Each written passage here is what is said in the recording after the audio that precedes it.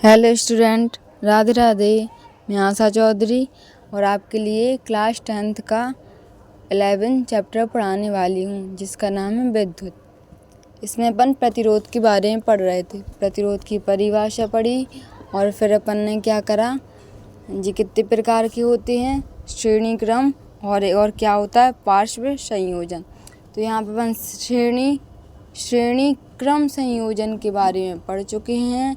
अब यहाँ पे क्या पढ़ना है, पार्श्व क्रम संयोजन के बारे में पढ़ना है। तो श्रेणी क्रम संयोजन के बारे में इक्वेशन था, वो अपन समझ चुके हैं। अब यहाँ पे क्या है, पार्श्व क्रम संयोजन का इक्वेशन। ठीक है, यहाँ से देखते हैं। तो ये दोनों टॉपिक प्रतिरोध के परीक्षा के बेस इम्पोर्टेंट हैं। तो आइए अपन इसको देखते हैं। पार्श्व क्रम संयोजन क्या कहलाता है। एक बैटरी होती है इसमें, और इस बैटरी को अपन इसमें एक धारा देखो, बैटरी में समान धारा होती है। ठीक है, और यहाँ पे आई है जी, क्या है, कुंजी है। और यहाँ पे एक प्लस चार्ज और एक प्लस चार्ज और माइनस चार्ज होता है। इसमें धारा होती है वोल्टेज, वी से वोल्टेज, आई मतलब धारा, वी मतलब वोल्टेज, और आर मतलब क्या होता है, प्रतिरोध। ठीक है, इसमें 3-4 चीज़ें काम कर रहे हैं बैटरी में, एक बैटरी में। तो यहाँ पे आई है, वो क्या है, आई आसमान मतलब धारा क्या है, यहाँ पे आसमान है, अलग अलग कार्य कर रही है यहाँ पे। और जो विभवांतर है वो क्या है, समान है सब में। ठीक है,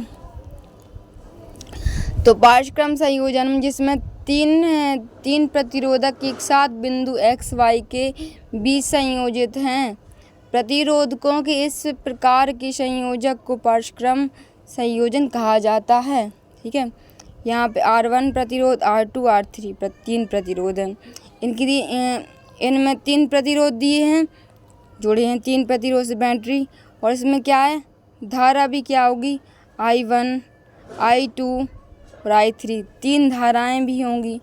ठीक है, और वोल्टेज एक सा रहेगा, समान रहेगा। तो R1 में बहने वाली धारा क्या है, I1 equal to V upon R1, और समीकरण 1 दे दिया जी, किसके नियम से, जी ओम के नियम से। यहाँ पे R2 धारा बह रही है, इसमें I2 धारा equal to V voltage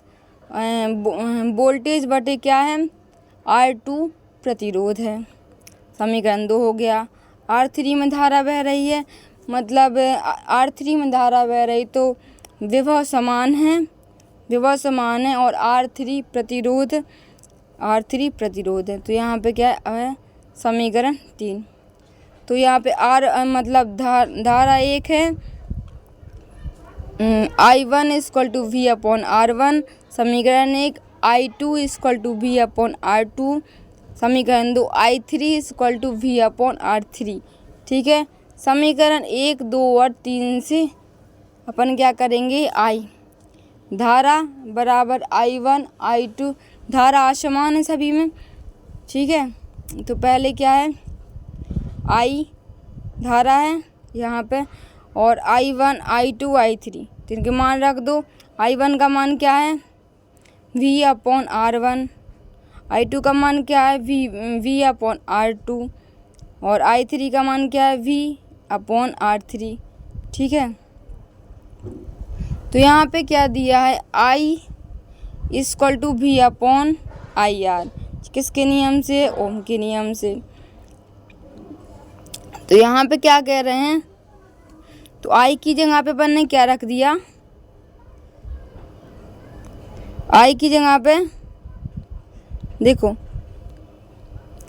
I की जगह पे क्या रख दिया है अपन ने, V इक्वल टू I बराबर V अपॉन R। तो देखो, V I की जगह पे रख दी V upon R equal to, और यहाँ पे जो V है, देखो यहाँ पे V है, यहाँ पर भी V और यहाँ पर भी V है। तो B को क्या ले लिया अपन ने, कॉमन ले लिया। इस वाली I की जगह पे क्या रख दिया, इस वाली I की जगह पे अपन ने क्या रख दिया,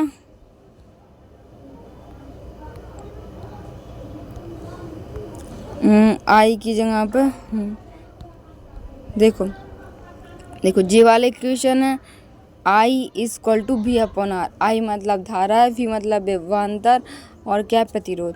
तो आई का मान वी अपॉन आर, जे वाला आई है ना इसकी जगह पे क्या रख दिया, वी अपॉन आर रख दिया यहाँ पे।